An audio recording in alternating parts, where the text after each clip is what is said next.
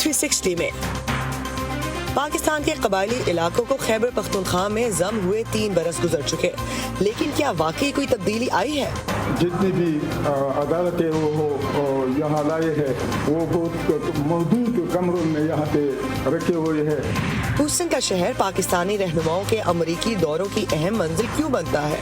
جب بھی پاکستان میں کبھی کوئی ڈیفیکلٹی آتی ہے، ارتھکویک آتا ہے، سیلاب آتا ہے، تو یہ لوگ جو ہیں دل کھول کر وہاں پر مدد کرتے ہیں۔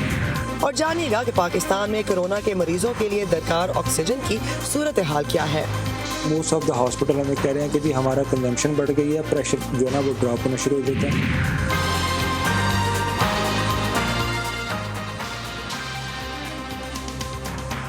وائس آف امریکہ کے واشنگٹن اسٹوڈیوز میں آپ سب کو خوش آمدید۔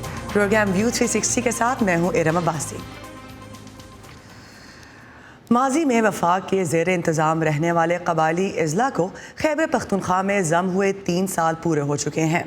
آئین میں ایک ترمیم کے ذریعے فاٹا کو ملک کے ایک صوبے میں شامل کرنے کا مقصد ان علاقوں کو ترقی کے مواقع اور وہاں کی 50 لاکھ عوام کو وہی آئینی حقوق دینا تھا جو باقی پاکستانیوں کو حاصل ہیں۔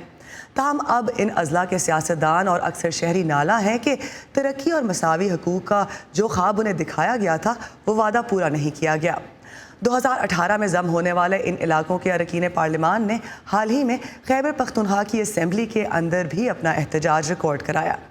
وہ اپنے شہریوں کے لیے تعلیم، صحت کی سہولیات اور بنیادی انفراسٹرکچر چاہتے ہیں۔ ہمارے ساتھی عمر فاروق وزیرستان سے کہانیوں کی ایک سیریز چند ماہ پہلے آپ کے لیے پیش کر چکے ہیں۔ آج کل ان کی ضلع باجوڑ سے رپورٹس کی سیریز آپ ہمارے پروگرام میں دیکھ رہے ہیں۔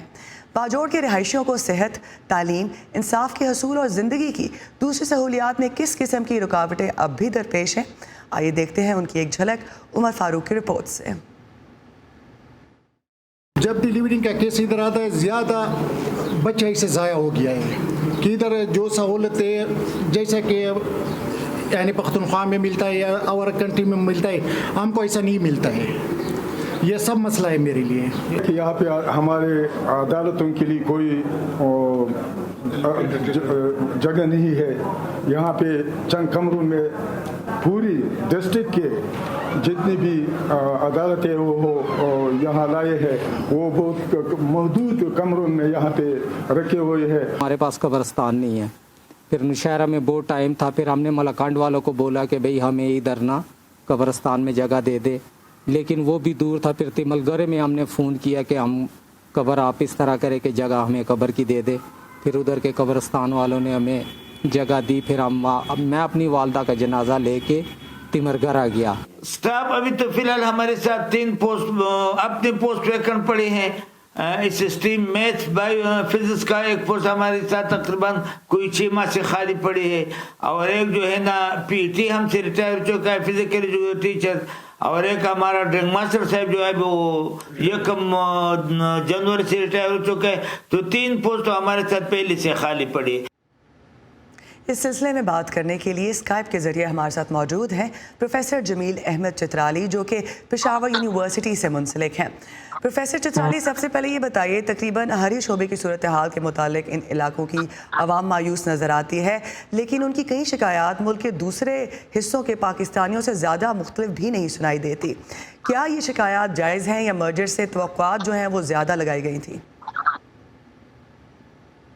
بہت شکریہ۔ یقیناً مرجر کے حوالے سے عوام کی توقعات بھی بہت زیادہ تھی، اور خیبر پختونخوا کے عوام کی بھی بہت زیادہ توقعات تھی، کیونکہ مرجر سے پہلے تو ریاستی امور تک اور ریاستی اداروں تک قبائلی علاقہ جات کی رسائی بالکل نہیں تھی، اور ان کو ایک جس طرح محکوم ریاست ہوتی ہے اس طرح پولیٹیکل ایجنٹ کے ذریعے چلایا جا رہا تھا۔ اور عوام کا یہ خیال تھا کہ مرجر کے فوراً بعد جس خلوص سے عوام ریاست پاکستان کے صوبے پختونخوا کے ساتھ مرج ہو رہے ہیں، اتنے ہی پرخلوص انداز میں ریاست اپنی ترقیاتی کاموں کا رخ اس علاقے کی طرف موڑ دے گی، لیکن بدقسمتی سے ایسا نہیں ہوا، اور جو پلیجز کیے گئے اسمبلی فلور پر جو بجٹ میں کہا گیا اس کا بھی ابھی تک پریکٹیکلی کوئی سٹیپ ہوتا ہوا نظر نہیں آ رہا، نہ اینول ڈیولپمنٹ پروگرام میں، نہ سالانہ بجٹ میں۔ حالانکہ یہاں تک کہ ان کے موجودہ اسکول دہشت گردی سے تباہ ہوئے، ان کی بھی ابھی تک مکمل طور پر بحالی نہیں ہو سکی اور کئی علاقے ایسے ہیں جہاں پر اسکول ابھی تک ایجوکیشن ڈپارٹمنٹ کو حوالے بھی نہیں. صحیح. آپ نے اسکول کی بات کی, آپ نے کہا کہ وہاں پہ جرگہ نظام بھی رائج تھا. اگر ہم عدالتی نظام کی بات کریں تو اس سے بھی لوگ خوش نظر نہیں آتے, اور اس کی ایک بڑی وجہ United States institute of peace think tank کی جانب سے شائع ہونے والی پاکستانی ریسرچرز کی ایک رپورٹ میں بتائی گئی ہے کہ وہ قانون نافذ کرنے والے اداروں کے عملے کی بڑی تعداد کا غیر تربیت یافتہ ہونا ہے. آپ کے خیال میں ایسی رکاوٹیں دور کرنے کے لیے کن چیزوں کی زیادہ ضرورت ہے, وقت کی یا تربیت کی؟ دیکھیں جی, تربیت تو بنیادی چیز ہے, لیکن ساتھ ہی ساتھ ہمیں یہاں کے کلچرل ڈائنامکس کو بھی سمجھنا ہے. یہاں کے مقامی ثقافت میں جو ان کی ہزاروں سالوں سے جو ایک طریقہ کار رائج رہا ہے, تو انٹر پرسنل ریلیشن شپس رہی ہیں, اور آپ اچانک اس نئے لیجسلیشن کے بعد اب وہ پروفیشنل ریلیشن کی طرف چلے گئے ہیں. اس پروفیشنل ریلیشن کی طرف ٹرانسفارمیشن کے لیے الٹرنیٹیو ڈسپیوٹ ریزولوشن کا ایک زبردست میکینزم پوری دنیا میں رائج ہے, جس کو ایکٹ کی شکل میں خیبر پختونخوا میں بھی اور وفاق میں بھی لاگو کیا گیا, لیکن اس کی جو ڈرافٹنگ ہے اور اس کی جو ایگزیکیوشن ہے اس میں مسائل ایسے نظر آ رہے ہیں جیسے اس کو بھی ایک ٹول کے طور پر ملک اور وہ جو پرانا نظام تھا جس میں پپٹس ہوتے تھے, جو ریاست کی ماں پہ کام کرتے تھے, ADR میں میڈیٹر کو اس کردار میں دیکھا جا رہا ہے, جبکہ میڈیٹر جو عوام دیکھنا چاہتے ہیں وہ اپنی اسپائریشن کے مطابق, اپنی کلچرل ویلیوز کے مطابق جرگے والوں کو سمجھنا چاہتے ہیں. اس کا ایک مڈل وے ہے کہ آپ تعلیمی اداروں کے ذریعے پیس اینڈ کانفلکٹ اسٹڈیز کے اور دیگر اداروں سے تعلیم دے کر نوجوانوں کو تربیت دیں, پروفیشنلی میڈیٹر بنائیں اور ان کو اس ADR کے قانون میں اس میں سپیس دیں تاکہ وہ خود اپنے مقامی مسائل کو اپنے میڈیشن کے ذریعے حل کر سکیں. پروفیسر چترالی, یہ بتائیے کہ ایک بہت بڑا مسئلہ سابقہ قبائلی علاقوں میں انتہا پسندی اور دہشت گردی کا بھی رہا ہے. اس اصلاحات میں کیا چیلنجز درپیش ہیں کہ وہ اسٹوڈنٹس یا وہ لوگ جو کہ انتہا پسندی کی طرف مائل ہوتے ہیں ان کو باقی معاشی دھارے میں لایا جائے؟ اس کے لیے تو دیکھیں دو بنیادی چیزیں ہیں. ایک پراکسی وار کا خاتمہ, چاہے پاکستان کے اندر سے پراکسی وار ہو رہی ہے یا پاکستان سے باہر سے پاکستان میں پراکسی وار امپوز کی جا رہی ہے. دونوں صورتوں میں ان فائنانسرز کو اپنے ہاتھ کھینچنا ہوں گے اور اس میں دنیا کو, پاکستان کو سپورٹ کرنا ہوگا. اس کے بعد بات آئے گی جو آلریڈی کنیکٹڈ افراد ہیں ان کی ڈی ریڈیکلائزیشن کیسی ہو, ان کو متبادل روزگار کے ذرائع ہوں, ان کو ووکیشنل اسکلز دی جائیں. اس کے لیے انڈسٹری اور اس طرح کی چیزیں, ٹیکنیکل ووکیشنل ایجوکیشن کے مواقع, اور پھر اس کے ساتھ کاروبار کے لیے اسمال گرانٹس. یہ ایسی چیزیں ہیں جو پاکستان کے بس کی بات اکیلے نہیں ہے, اس میں دنیا کو سپورٹ دینی ہوگی. صحیح. پروفیسر جمیل احمد چترالی صاحب, بہت بہت شکریہ ہمارا ساتھ دینے کا. بہت شکریہ. دنیا بھر سے اہم خبروں اور دلچسپ معلومات کے لیے آئیے ہماری ویب سائٹ urduvoa.com پر. یہ سارا کانٹینٹ آپ کو ملے گا ہمارے سوشل میڈیا پلیٹ فارمز پر بھی, تو آئیے facebook.com/VOA اردو کے پیج پر. ٹویٹر پر ہمارا ہینڈل ہے @urduvoa.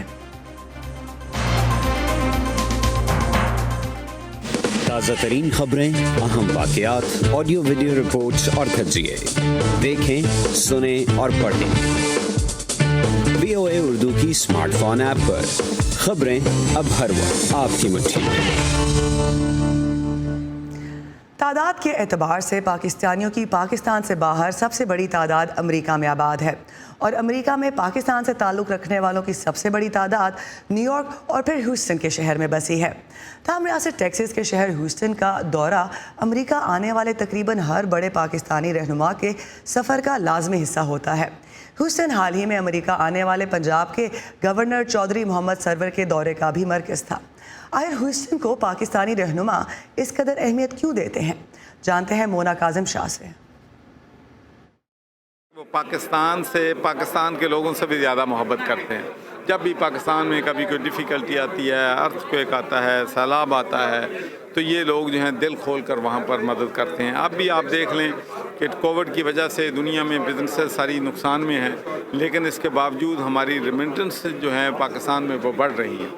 امریکہ کا دورہ کرنے والے پاکستانی سیاستدانوں کی اکثریت ٹیکساس کے شہر ہیوسٹن کا دورہ ضرور کرتی ہے. اسی طرح پنجاب کے گورنر چودھری محمد سرور کے حالیہ دورے کا ہیوسٹن ایک لازمی حصہ تھا. گورنر پنجاب کے مطابق یہاں بسے پاکستانی نژاد امریکیوں کا سیاسی اور سماجی اثر و رسوخ اس شہر کی پاکستان کے لیے اہمیت کی ایک بڑی وجہ ہے کہ جب یہ لوگ سینٹ میں جائیں گے، کانگریس میں جائیں گے، میئرز بنیں گے، تو ان کا انفلوئنس اس ملک میں بھی بڑھے گا، ان کی عزت بھی بڑھے گی اور پاکستان کے لیے بھی یہ زیادہ فائدہ مند ہوں گے.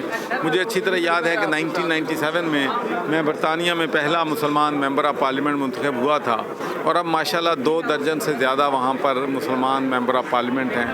نیو یارک کے بعد امریکہ میں پاکستانی امریکنز کی سب سے بڑی تعداد ہیوسٹن کے شہر میں آباد ہے. ہیوسٹن میں پاکستانی قونصل خانے کے ایک محتاط اندازے کے مطابق ہیوسٹن شہر میں 70 سے 80 ہزار پاکستانی امریکنز رہائش پذیر ہیں اور ہیوسٹن شہر کی سیاسی لیڈرشپ اپنے شہر کی پاکستانی امریکن کمیونٹی کی خدمات کی معترف ہے. ایک بہت قریبی تعلق ہے، چاہے وہ ہماری طبی اور تعلیمی کمیونٹی میں ہو یا ہیوسٹن شہر میں کام کرنے والی لیبر یونینز ہوں. حتیٰ کہ ہیوسٹن کا executive assistant chief of police بھی پاکستانی ہے، وہ واحد شخص جو اس پوزیشن پر فائز ہے. تو ہمارا رشتہ بہت قریبی ہے. ہیوسٹن ایک عالمی شہر ہے، تو یہاں جب پاکستان سے گورنر پنجاب جیسے معززین آتے ہیں تو میرے لیے یہ بہت ضروری ہے کہ میں یہاں موجود رہوں. جب پاکستان اور امریکہ کے بیچ تجارتی تعلقات کی بات کریں تو توجہ اکثر پاکستانی مصنوعات کی امریکہ برآمد پر ہوتی ہے، مگر سابق کانگریس مین نک لیمپسن کے مطابق امریکی سرمایہ کار پاکستان میں کاروبار کرنا چاہتے ہیں اور انہیں اس قسم کے مواقع فراہم کرنے میں ہیوسٹن کی پاکستانی کمیونٹی بہت اہم کردار ادا کر رہی ہے. اس وقت دونوں ملکوں کے درمیان اقتصادی مواقع بڑھانے کے لیے قانون سازی پر غور ہو رہا ہے. اس کا مطلب ہوگا دونوں ملکوں میں روزگار کے لیے مواقع پیدا کرنا. یہ بہت اہم بات ہے. امریکہ میں پاکستان کوکس کے بانی ڈیموکریٹک لیڈر طاہر جاوید نے دونوں ملکوں کے سیاسی رہنماؤں کو قریب لانے میں بہت فعال کردار ادا کیا ہے. طاہر جاوید کی رائے میں باہمی اقتصادی تعلقات میں وسعت سیاسی رہنماؤں کی ایک دوسرے کے ملکوں کے حالات اور چیلنجز سے متعلق بہتر آگہی کا ایک قدرتی نتیجہ ہوتا ہے. پرائم منسٹر پاکستان کو 60+ کانگریس مین اور سینیٹرز نے آپ کے سامنے ویلکم کیا تھا. اس میں سے ایک سینیٹر نارتھ وزیرستان میں گئے. انہوں نے ریئلائز کیا اس چیز کو کہ پاکستان نے وار آن ٹیرر پہ اتنی بڑی پرائس جو پے کی ہے اس کے لیے کوئی پاکستان کو امریکہ کی طرف سے اکنامک پیکج دیا جائے، جس کے اوپر آپ نے دیکھا 2 ویک پہلے ایک سینٹ میں جو بل تھا اس کو فلور کیا گیا، جس کے اندر پاکستان کو ٹیکسٹائل کے اندر ٹیرر فری کیا جائے گا. تو یہ ساری چیزیں آہستہ آہستہ وہ خود ہی نکال رہے ہیں نا. ہمارا کام تو صرف یہ ہے کہ پٹ دیم ٹوگیدر. ایجنڈا ہمارا پاکستانیوں کو موٹیویٹ کرنا ہے کہ یہاں کی سیاست میں بھی حصہ لیں اور سیاست دانوں اور رہنماؤں کو ایک پلیٹ فارم پر لانے کے لیے پاکستانی امریکیوں کا رول کس قدر اہم ہے. اس کا اندازہ گورنر پنجاب چودھری محمد سرور جیسے سیاستدانوں کے دوروں کے ایجنڈے سے بآسانی لگایا جا سکتا ہے. Mona Kazim Shah, voice of America, Houston, Texas. امریکی ریاست اوکلاہوما کے شہر تلسا میں نسلی منافرت کی بنا پر ہونے والے قتل عام کی 100ویں برسی کے موقع پر صدر جو بائیڈن آج تلسا کا دورہ کر رہے ہیں. یہ دورہ ایک ایسے وقت پر ہو رہا ہے جب امریکہ میں غلامی اور نسلی منافرت پر مبنی پرتشدد واقعات ایک بار پھر موضوع بحث ہیں. مزید تفصیلات اس رپورٹ میں. ایک ایسے وقت میں جب بہت سے امریکی نسلی تفریق کے بارے میں بات کر رہے ہیں، صدر جو بائیڈن آج امریکی ریاست اوکلاہوما کے شہر ٹولسا میں نسلی نفرت کی بنیاد پر ہونے والے قتل عام کی 100ویں برسی کی تقریب میں شرکت کریں گے. توقع ہے کہ شہر میں تشدد میں ہلاک ہونے والے 300 سے زائد افراد میں سے کچھ کی مشتبہ اجتماعی قبر کی کھدائی دوبارہ شروع کی جائے گی. اس قتل عام کا محرک ایک 19 سالہ سیاہ فام شخص کی گرفتاری تھی، جس پر الزام تھا کہ اس نے ایک 17 سالہ سفید فام لڑکی پر حملہ کیا تھا. 1921 کے واقعات کے نتیجے میں ٹولسا کا گرین ووڈ ضلع تباہ کر دیا گیا، جو شہر کا ایک خوشحال علاقہ تھا، اس لیے اسے بلیک وال اسٹریٹ کے نام سے جانا جاتا تھا. حالیہ برسوں میں اس واقعے کی کہانی کو زیادہ وسیع پیمانے پر شیئر کیا گیا ہے. मैं अब भी स्याह फाम मर्दों को गोलियों से हलाक होते देखती हूँ। गली में पड़ी स्याह फामों की लाशें, अब भी धुएं की बू आती है और आग नजर आती है। मुझे अब भी स्याह फामों के कारोबारों का जलाया जाना दिखाई देता है। मुझे अब भी हवाई जहाज़ों की आवाज़ सुनाई देती है। मुझे चीखों पुकार सुनाई देती है। मैं तो हर रोज़ उस कत्लेआम को याद करती हूँ। हो सकता है कि हमारा मुल्क उस तारीख को भूल जाए, लेकिन मैं नहीं भूल सकती। पिछले साल इस कत्लेआम में जिंदा बच जाने वाले 3 अफराद ने हरजाने का एक मुकदमा दायर किया, जिसमें ये दावा किया गया है कि टोल्सा शहर, टोल्सा काउंटी, रियासत ओक्लाहोमा और टोल्सा चैम्बर ऑफ कॉमर्स इस वाक़ये के जिम्मेदार हैं। सवालात अभी बाकी हैं कि आया मुआवजों की अदायगी की जानी चाहिए और जिंदा बच जाने वालों और औलाद को कितनी रकम दी जानी चाहिए। इस हफ्ते इस कत्लेआम की याद में ग्रीनवुड राइजिंग नामी एक नए म्यूजियम का इफ्तिताह किया जा रहा है। वाक़ये की याद में एक कॉन्सर्ट के मंसूबे को मनसूख कर दिया गया, जब इतलात के मुताबिक बच जाने वालों और उनकी औलाद को हरजाने की अदायगी के बारे में बातचीत तातुल का शिकार हो गई। कुछ ओहदेदारों का कहना है कि इस कत्लेआम की 100वीं बरसी एक ऐसे वक्त मनाना अहम है जब 1 साल कबल अमरीकी रियासत मिनेसोटा में एक स्याह फाम शख्स जॉर्ज फ्लॉयड की हलाकत पुलिस की तहवील में हुई है। इस वाक़ये ने अमेरिका और दुनिया भर के कई शहरों में एहतजाज को जन्म दिया और ओक्लाहोमा से ताल्लुक़ रखने वाले सेनेटर जेम्स लिंगफोर्ड समेत मुतादिद अफराद ने अमेरिका में नस्ली अदम मसावात पर गौर करने पर जोर दिया। मुझे कम ही मालूम था कि नस्ली मुनाफरत से मुताल्लिक जो वाक़यात पिछले 12 महीनों में पेश आए और कौम को बेदार किया, इसका मतलब है कि अमेरिका में नस्ल परस्ती के मामले में अभी बहुत कुछ करना बाकी है। वाशिंगटन में national museum of African American history and culture के मुताबिक टोल्सा का वाक़या अमरीकी तारीख में नस्ली मुनाफरत पर मबनी कत्लेआम का मुहलिक तरीन वाक़या था। मिशेल क्वीन की रिपोर्ट के साथ Nilofar Mughal, voice of America. Bharat के ज़ेर इंतज़ाम कश्मीर में बदअमनी ने ख़वातीन के लिए एक ख़ास मसले को जन्म दिया है। वादी में चूँकि उन्हें शादी करने में दिक्कत पेश आ रही है, इसलिए गैर शादीशुदा ख़वातीन की तादाद बढ़ रही है। समाजी कारकुन का कहना है कि एक तरफ शादी की उम्र के मर्दों की कमी है और दूसरी तरफ ख़राब माशी हालात भी ख़वातीन का रास्ता रोक रहे हैं। तफसील श्रीनगर से ज़ुबैर डार हमारे आने वाले प्रोग्राम्स में बताएंगे। अभी देखते हैं इसकी एक झलक।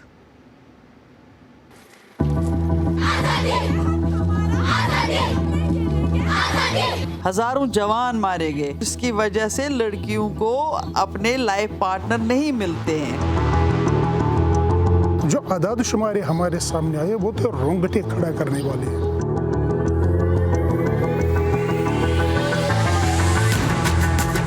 हम कहते हैं कि जब आप अपने बच्चों की शादी करते हैं, आप प्लेज करिए।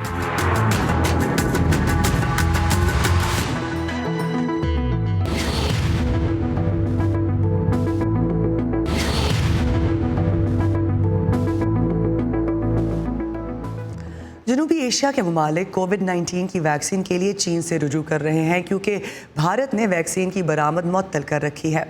तजियाकारों का कहना है कि इससे बीजिंग को इस खित्ते में अपना असर व रसूख बढ़ाने में मदद मिलेगी, जहां वो तवील अरसे से इसके लिए कोशिश कर रहा है। चीन की तरफ से अतिया की गई कोविड वैक्सीन की 5 लाख खुराकें गुज़िश्ता माह बांग्लादेश पहुंची। श्रीलंका अब तक 11 लाख खुराकें वसूल कर चुका है। चीनी वैक्सीन जनूबी एशियाई ममालिक को अपने वैक्सीनेशन प्रोग्रामों को दोबारा से शुरू करने में मदद दे रही है। ये प्रोग्राम उस वक्त खटाई में पड़ गए थे जब भारत ने वबा की दूसरी लहर के दौरान मुल्क के अंदर पैदा होने वाली वैक्सीन की शदीद कमी के नतीजे में एस्ट्राजेनेका वैक्सीन की बरामद बंद कर दी थी। इससे हमारे हिफाजती टीकों के प्रोग्राम को वाक़तन फ़रोग मिलेगा और ये वाकई में कोरोना वायरस के फैलाव को रोकने में हमारी मदद करेगा। इन ममालिक ने इब्तदाई तौर पर भारत पर इन्हिसार किया था, जिसने रवां साल के शुरू में पड़ोसी ममालिक को एस्ट्राजेनेका वैक्सीन अतिया भी की थी। उन्होंने सीरम इंस्टीट्यूट ऑफ इंडिया से वैक्सीन खरीदने के ऑर्डर भी दिए थे, लेकिन हिंदुस्तान की तरफ से जल्द बरामदात दोबारा शुरू करने का इम्कान नहीं। अब चीन इस खला को पुर कर रहा है। तज्जियाकारों का कहना है कि बीजिंग की वैक्सीन डिप्लोमेसी बहरे हिंद के अहम खित्ते में उसके असर रसूख को बढ़ाएगी, जहां वो अपने belt and road infrastructure project के जरिए इन ममालिक को अपनी जानिब राग़िब करने की कोशिश करता आया है। चंद माह बाद हालात ठीक होने पर अगर भारत कारकर्दगी नहीं दिखा पाता तो यकीनी तौर पर यह एहसास पैदा होगा कि चीन उनमें से कई ममालिक के लिए एक अहम खिलाड़ी बन चुका है। वर्ल्ड हेल्थ ऑर्गेनाइजेशन की जानिब से हंगामी मंजूरी के बाद श्रीलंका ने अपने शहरियों को रवां माह चीन की साइनोफार्म वैक्सीन लगाना शुरू की। اس سے چینی ویکسین کے بارے میں ہچکچاہٹ پر قابو پانے میں مدد ملی ہے۔ ویکسین سری لنکا میں چین کی موجودگی کے حوالے سے ایک اور جہد کا اضافہ کرے گی، جہاں اس کے جاری انفراسٹرکچر کے منصوبوں میں سے ایک کولمبو میں نئی بندرگاہ کی تعمیر بھی شامل ہے۔ چین کا پہلے ہی اثر و رسوخ موجود ہے، لیکن یہ ویکسین ایک اور طے کا اضافہ ہے اور اس سے چینی اثر و رسوخ کو تقویت ملے گی۔ بنگلہ دیش نے مغربی ممالک سے بھی مدد کی اپیل کی ہے، کیونکہ اس کے پاس اپنے ویکسینیشن پروگرام کو چلانے کے لیے ایسٹرازینیکا کی ویکسین ختم ہو چکی ہے۔ 10 لاکھ سے زیادہ افراد کو ابھی تک ویکسین کی دوسری ڈوز نہیں ملی ہے۔ تجزیہ کاروں کا کہنا ہے کہ ان ممالک کی مدد کے لیے 8 کروڑ ویکسین کی ڈوزز دینے کا وعدہ کرنے والے امریکہ جیسے ممالک کے لیے یہ بہت اہم ہوگا۔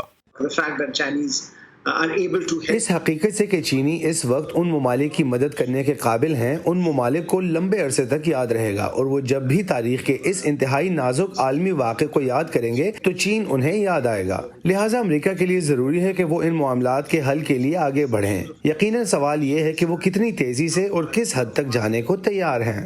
چین بہت سے ترقی پذیر ممالک کو ویکسین فراہم کرنے والا ایک بڑا ملک بن کر ابھرا ہے۔ انجنا پیسٹریچا کے ساتھ اسد اللہ خالد، وائس آف امریکہ۔ پاکستان کے ہمسایہ ملک بھارت میں کرونا کی وبا کے بحران کے دوران میڈیکل آکسیجن کی قلت ہو گئی تھی، جو وہاں بہت سی اموات کا سبب بنی۔ کرونا وائرس کی تیسری لہر کے دوران پاکستان میں بھی کیسز میں اضافہ دیکھا گیا۔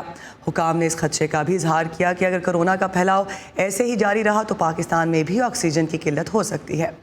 وائس آف امریکہ کے نمائندہ نوید نسیم بتا رہے ہیں کہ کرونا وبا سے شدید متاثرہ مریضوں کے لیے درکار میڈیکل آکسیجن بنتی کیسے ہے، اور اس وقت پاکستان میں اس کی سپلائی اور ڈیمانڈ میں کتنا فرق ہے۔ ہمسایہ ملک بھارت کی طرح پاکستان میں بھی کرونا وائرس کے کیسز میں اضافے کی وجہ سے آکسیجن کی قلت کا خدشہ پیدا ہو رہا ہے۔ صوبہ پنجاب میں قائم گیس پلانٹس اس وقت اپنی پیداوار کا 80% سے زائد، جبکہ پاکستان کے جنوبی علاقوں میں قائم گیس پلانٹس 50% طبی شعبے کو مہیا کر رہے ہیں۔ عام طور پر یہ صنعت 35 سے 40% آکسیجن طبی شعبے کو فراہم کرتی ہے۔ موسٹ آف دا ہاسپٹل ہمیں کہہ رہے ہیں کہ جی ہمارا کنزمپشن بڑھ گئی ہے، پریشر جو ہے نا وہ ڈراپ ہونا شروع ہو جاتا ہے، تو ہمیں ایک ٹینک اور لگا کے دیں۔ تو اس لیے وہ جو ہم سے تقریباً 2 ٹن لے رہا ہوتا ہے، وہ اس وقت 4, 5 ٹن 6 ٹن پہ چلا گیا ہوا ہے۔ ملک میں آکسیجن کی یومیہ پیداوار لگ بھگ 760 ٹن ہے، جو 6 سے 7 بڑے کارخانے بنا رہے ہیں۔ یہ ہوا سے آکسیجن علیحدہ کر کے مائع آکسیجن تیار کرتے ہیں، جبکہ ہسپتالوں میں لگے ویپرائزرز اسے گیس میں بدلتے ہیں جو مریضوں کو دی جاتی ہے۔ ایئر میں آکسیجن جو ہے اباؤٹ 20.95% ہوتی ہے، اس کو ہم سیپریٹ کرتے ہیں آکسیجن میں، نائٹروجن میں اور آرگن میں۔ اس کی پروڈکشن میں نیچر بہت زیادہ میٹر کرتی ہے۔ ونٹر میں وہی پلانٹس جو ہیں وہ رفلی اباؤٹ 8 سے 10% تک زیادہ آکسیجن پروڈیوس کر سکتے ہیں، جو سمر میں بیکاز آف لائٹر ایئر کی وجہ سے وہ کم ہو جاتی ہے، تقریباً 8-9% کا فرق پڑ جاتا ہے۔ میڈیکل آکسیجن کی فراہمی میں ایک مرحلہ صارف تک ترسیل بھی ہے، کیونکہ کوئی بھی بڑا ہسپتال سلنڈرز پر انحصار نہیں کر سکتا۔ انڈیا نے سارے تقریباً جو سی وردی ٹینک ہیں جن سے سی سے ہوتی ہے وہ موسٹلی دے ٹوک اٹ۔ تو اب بہت تھوڑے بچے ہیں اور جو نئے بننے جا رہے ہیں ان پہ بھی تقریباً 2.5-3 مہینے کا ٹائم مل رہا ہے۔ پاکستان میں کرونا کیسز میں اضافے کے ساتھ آکسیجن کی سلنڈرز کی طلب بھی بڑھ گئی ہے، تاہم ماہرین کے مطابق پاکستان اس وقت سلنڈرز کی طلب کو پورا کر رہا ہے۔ نوید نسیم، وائس آف امریکہ، لاہور۔ اسی پر ختم کرتے ہیں آج کا ویو 360۔ پروگرام کے بارے میں فیڈ بیک دینے کے لیے آپ آ سکتے ہیں facebook.com/VOA اردو کے پیج پر۔ اس کے علاوہ ٹویٹر اور انسٹاگرام پر ہمارا ہینڈل ہے @UrduVOA۔ اسی کے ساتھ ارم عباسی کو دیجیے اجازت۔